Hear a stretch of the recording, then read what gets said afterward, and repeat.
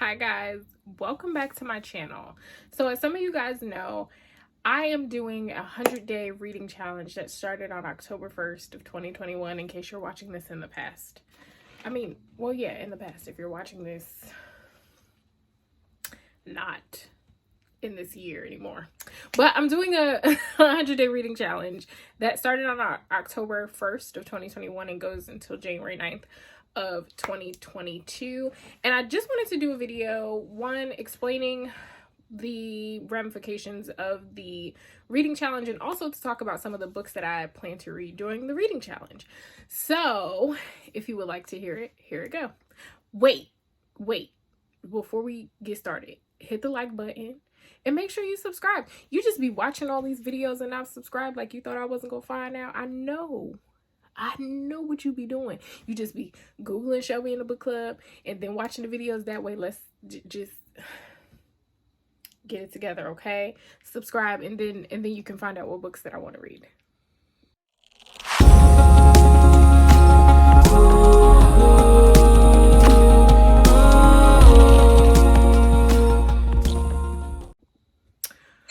Okay, so the reading challenge. I started the reading challenge because I just had lost my behind reading, right? Like I love to read, but sometimes you just get in a bit of a reading funk, and I was trying to figure out a way to get myself back into a good reading groove, but not just myself, everybody, because I feel like we were all in the same funk. And I came up with this reading challenge, right? So the idea of the reading challenge is to read for an hour or more every single day, including weekends. Audiobooks count. And one thing that I've been putting an emphasis on is to give yourself grace, right? Not every book is going to make the cut. These synopsises, is it synopsises or synopsi? Whatever it is, they sound fantastic, okay? And then we start reading and it's just like, the writing is trash. These characters make my butt itch. And I'm just not with it. So give yourself grace. Every book is not going to make the cut. I usually say if after 50 pages you just can't get into it, then it's a dub. Put that book in the back on the bookshelf, and we'll get to it another time, because not every book is for the current version of yourself, right? Sometimes you need to experience some things and to go through some things in life in order to understand certain books, right? I say a lot that I am buying books for future Shelby. I may not read them right now. They seem interesting. They pique my interest, but they are not for this version of myself, right? They're for future Shelby. And future Shelby could be tomorrow. Future Shelby could be 6 years from now. There have been plenty of instances where I've purchased books and had all of the intention to read them right then, right there, right now, right? And they just don't make the cut. So those are the main things. And the only thing that I left out was tracking your reading. So what I use to track my reading is the Bookly app, which I've talked about on my channel before. I love the Bookly app because it gives you statistics. It really does help me make realistic goals for myself, which is the whole point of why I want people to track their reading, right? Because sometimes, and I do this a lot, I sit back and I say, oh, I'm going to read 7 books this month, right? And there'll be books of all different page counts, right? Like some will be 600 pages, some will be 300 pages, some will be 200 pages, some will be a novella. Like it all depends, right? But then I get caught up on that 600-page book, and then I've only read 3 books for the month, or maybe 4 books for the month, right? And then I feel like a failure. But I'm not a failure because I'm not setting realistic goals for myself, right? What the app does is it lets me see, like, oh, you read this book that was really big, and it took you a week and a half to read it, because on average you were reading 32 pages an hour. Does that make sense? So I really like the Bookly app.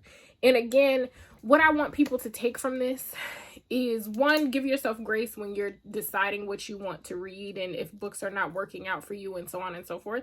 But also set realistic reading goals for yourself.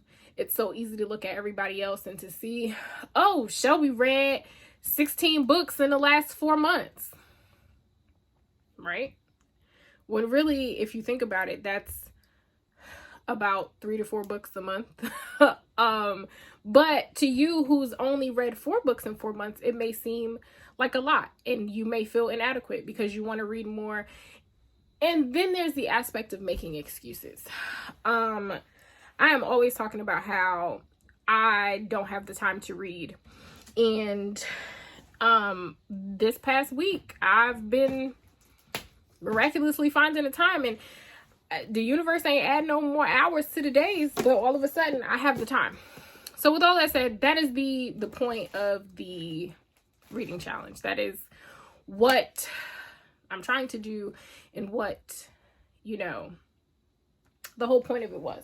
So a lot of what's on this list is stuff that I started and didn't necessarily finish. So I'm going to start with those books first. These are in no particular order, but a lot of what was happening to me was I was starting these books that I was really, really, really enjoying, but then I wasn't finishing them because I have 2 book clubs that I'm running. I need to finish those books, and I need to do this, and getting down on myself because I didn't allocate the certain time. And then there's mental health issues, there's work, there's personal life, there's all of that kind of stuff, right? So first we're going to start with Call Baby by Morgan Jenkins. Writing, phenomenal. I got to maybe chapter 7, but I'm gonna have to start this one from the beginning again because I don't remember much of what happened. But I'll read the synopsis to you. So Layla desperately wants to become a mother, but each of her previous pregnancies has ended in heartbreak. To protect the child she's now carrying, she turns to the Melancones, maybe? An old and powerful Harlem family known for their caul, a precious layer of skin that is rumored to hold miraculous healing properties. But a deal to acquire the caul falls apart, and Layla's child is stillborn. Overcome with grief and rage, Layla does not know that her niece, Amira, an ambitious college student, is secretly expecting a baby. When the baby arrives, Amira names her Hollow and arranges for her to be privately adopted.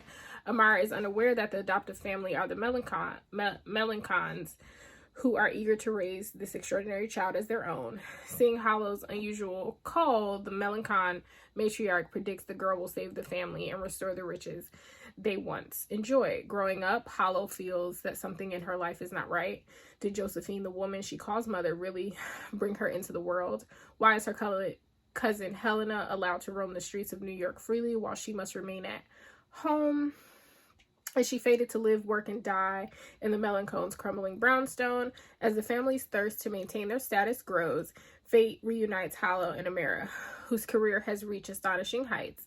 Now daughter and mother must decide where their true allegiances lie. So I got about halfway through that one, and it was like really, really good. I just didn't finish it. Next, we have Butter Honey Pig Bread. And this one I put down on purpose because it is heavy and because I just didn't want it to end. So this one says, in the sensacious mythic prose, Francesca Equiasi's sweeping debut novel tells the interwoven stories of 3 Nigerian women, Kambirinachi and her twin daughters, Kehinde and Taye. Believing herself to be an Agbanji, a spirit that plagues the family with grief by dying repeatedly in childhood and being reborn. I'm just going to say Cam so that I'm not butchering this name. Cam fears the consequences of her defiant decision to stay alive. Her worst fears come true when Kehinde experiences a devastating childhood trauma that fractures the family in seemingly irreversible ways. Kehinde moves away to Montreal to heal and build a life of her own. Taye flees to London and attempts to numb her guilt and loneliness with reckless Hinduism. After more than a decade apart, Taye and Kehinde return home to visit their mother in Lagos, where the 3 women must address the wounds of the past if they are to reconcile and move forward. Again, phenomenal writing. You guys know that I love good writing, like writing that moves you, that just writing that's thought-provoking is really important to me. So plan to read that again. Well, to start it again and finish it. Then we have The Sweetness of Water. Only got to chapter 3 in this one. It's about time after the Civil War. A profound debut novel about the unlikely bond between two freedmen who are brothers and the Georgia farmer whose alliance will alter their lives and his forever.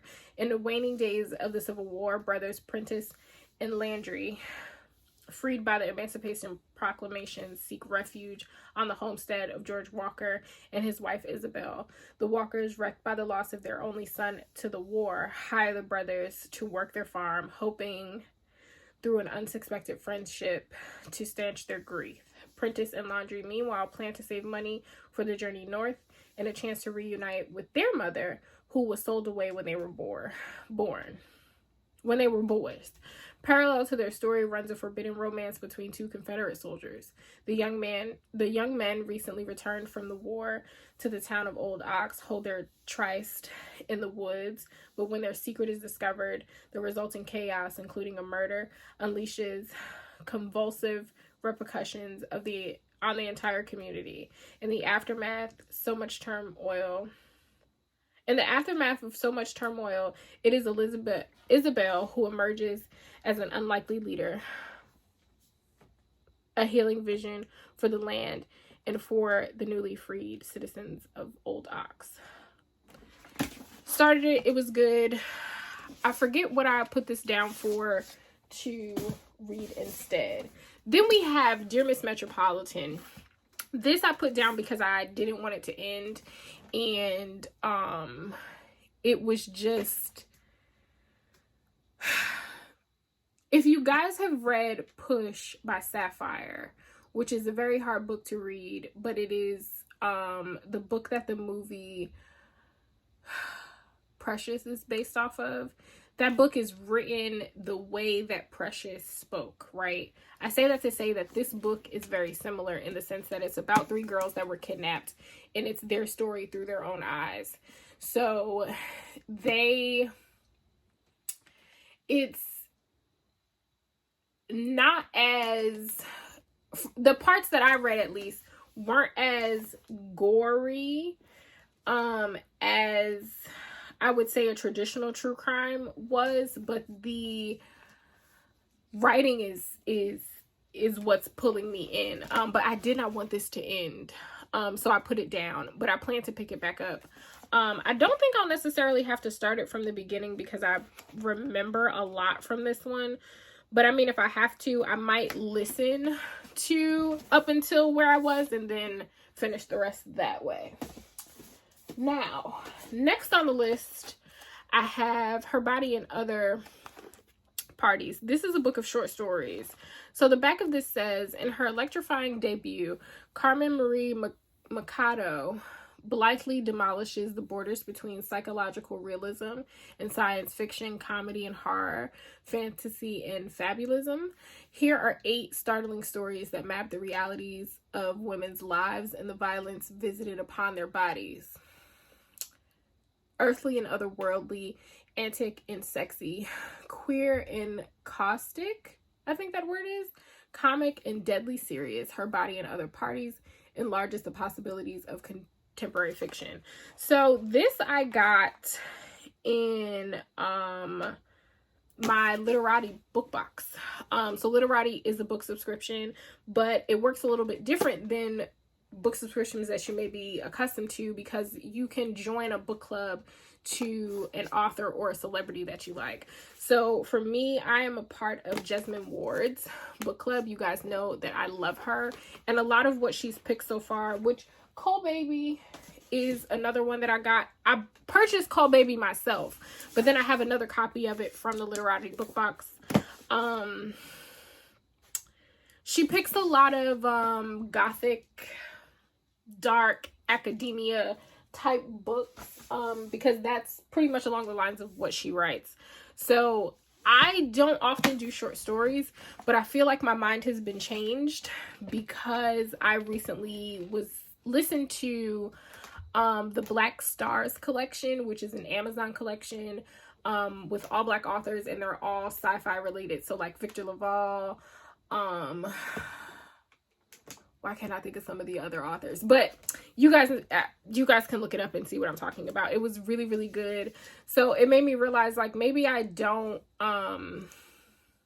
hate short stories. And that sounds really interesting. And honestly, if Jessamine Ward suggested it, I'm going to read it eventually. So next on the list, I have While Justice Sleeps by Stacey Abrams. I have heard amazing things about this book, but I'm going to be honest with you. And this is true about the next few books that I'm going to show you. Well, this isn't that long. Never mind. I was going to say, oh, I've been holding off because it's super long. This is only 366 pages. This is not long at all. But I wanted to read it as a book club pick, but then decided not to, because there were just other things that looked good. And then for the Patreon book club, I asked them if they wanted to read it, and they voted on something else. So I just never got around to it, but it totally is something that I want to read this month. It is a thriller, I believe, a suspense fiction. So yeah, Supreme Court fiction, law clerks, whatever. So it says Avery Keene, not a very keen. I can read, I promise. I do it for fun all the time. Avery Keene, a brilliant young law clerk for the legendary Justice Howard Wynne, is doing her best to hold her strained personal life together. But when the shocking news breaks that Justice Wynne, the cantankerous swing vote on the court, has slipped into a coma, Avery's life turns upside down. She learns that Wynne has appointed her to serve as his legal guardian and hold his power of attorney, plunging her into an explosive role she never anticipated. So it sounded really good, and I love Stacey Abrams. She's also apparently written a bunch of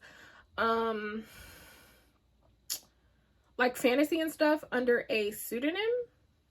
I think that's the right word that I'm looking for.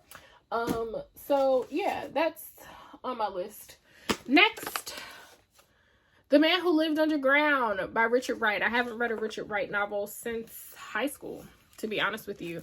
And sidebar, I remember one time I was talking about wanting to read more horror, and a woman, and before I start this, yes, she was a white woman, told me that I should read Native Son by Richard Wright because that was very scary to her.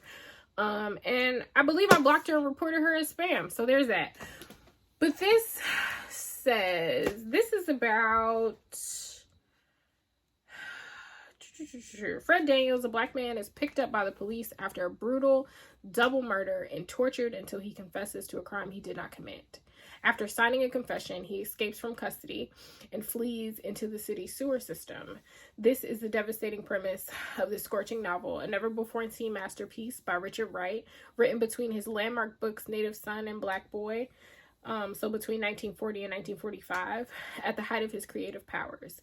It would see publication in Wright's lifetime only in drastically condensed and truncated form, and ultimately be included in the short story collection 8 Men in 1961. Now, for the first time, by special arrangement with the author's estate, the full text of work that meant more to Wright than any other. Quote, I have never read anything in my life that stemmed more from sheer inspiration, is published in the form that he intended, complete with his companion essay, Memories of My Grandmother. Malcolm Wright, the author's grandson, contributes an afterword. So I am really excited to read this. I have a theory about like short books, because this is less than 250 pages. They always pack a punch, and I find it funny in an ironic way and disheartening that a book like this could totally apply to today's times. So do with that what you must. So I just got finished reading a really long book called The Rage of Dragons. That once I finish reading the second one, I plan to do a review on for you guys, because I am obsessed. Obsessed. So much so, excuse me, that I have DM'd the publishing company, because I would like to know, who do I have to show my ankles to so that I can get the advanced copy of the third book, because who has time to wait until February? February, girl, who has time for that? Not me. But with that said, I was on the internet talking cash money-ish about this particular book, right? And after reading a super long book in a week, right? The Rage of Dragons, the first one is like 530 pages, 550 pages maybe.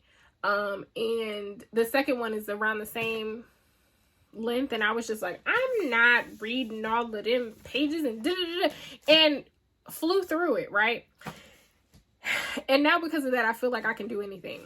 And this book that I'm about to show you, I was all in my Instagram stories like, what in God's name are you talking to me about after about 350 pages? Nothing.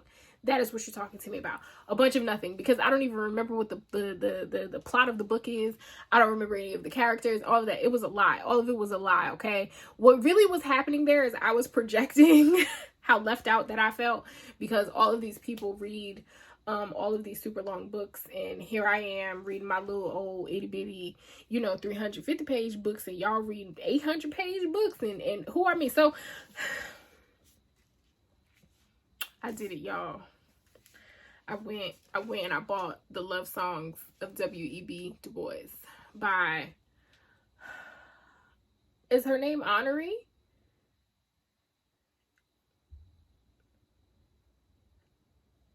How do you say her middle name? Finoni? Jeffers? I guess. Listen, I talked.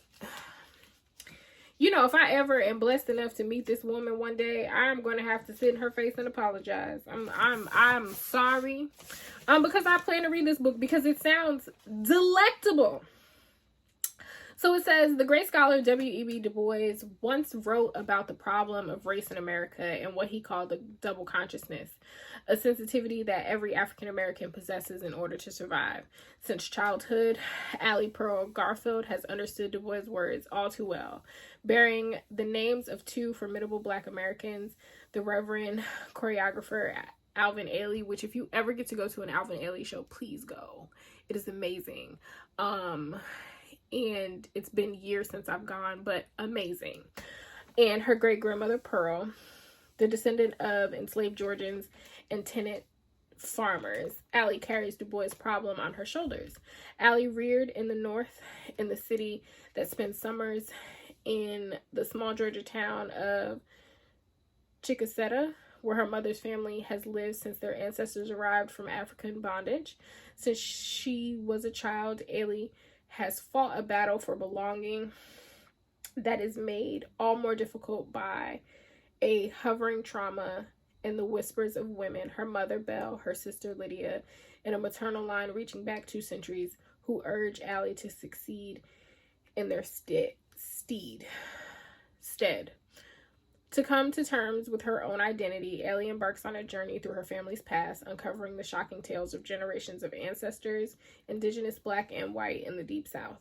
Along the way, Allie must learn how to embrace her full heritage, a legacy of oppression and resistance, bondage and independence, cruelty and resilience. That is the story and the song of America itself. So it sounds really interesting. It is a whopping 797 pages. 797 pages. But I have it and I plan to read it. If I could read The Rage of Dragons, I can read that. I know that I can. And then last but not least on my list is Moon and the Mars by Kim Corthron. So this one is, it says 7-year-old Theodora Bridget Brooke is a half black, half Irish girl coming of age in Manhattan's impoverished Five Points district in the mid-1800s. Though an orphan, Theo is rich with family, zigzagging between her grandmother's tenements and her auntie's homes, from Seneca Village to the Brooklyn tobacco factories to Barnum's sensationalist museum, through the barbershops and dance halls, the taverns, and the African Free School.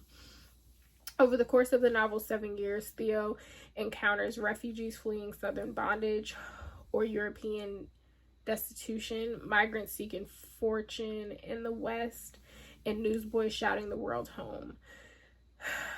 Camaraderie and conflict, economic depressions and momentous elections, omnious upheaval and cataclysmic draft, riots and war. As American attitudes shift on slavery, on race, on women, on class, on colonialism and indignity.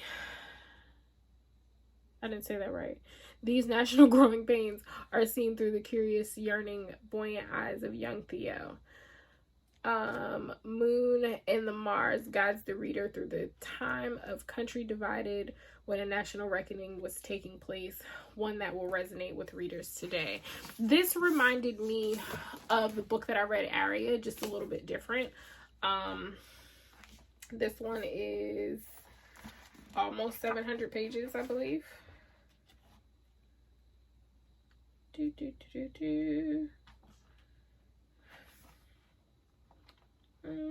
Almost 600. 585 pages. So those are on the list of things that I want to read during the 100 reading challenge. So expect to see them in my TBRs in months to come. If you are joining the challenge, or if you are currently a part of the challenge, let me know what you plan to read, or if you have a TBR put together for it. If you still want to join, it is not too late. I think I'm going to extend the challenge for an entire year, or start over at the beginning at January 1st, but I'm still trying to decide and kind of put some things together so that I can start promoting that and getting the information for that together. So without further ado, if no one has told you today, I absolutely love you. You are kind, you are smart, you are courageous, you are enough, you are meaningful, you're beautiful, you are kind, and I love you. I love you. So make sure you subscribe, share, do all of those kinds of things, and I will talk to you guys soon. Bye, guys.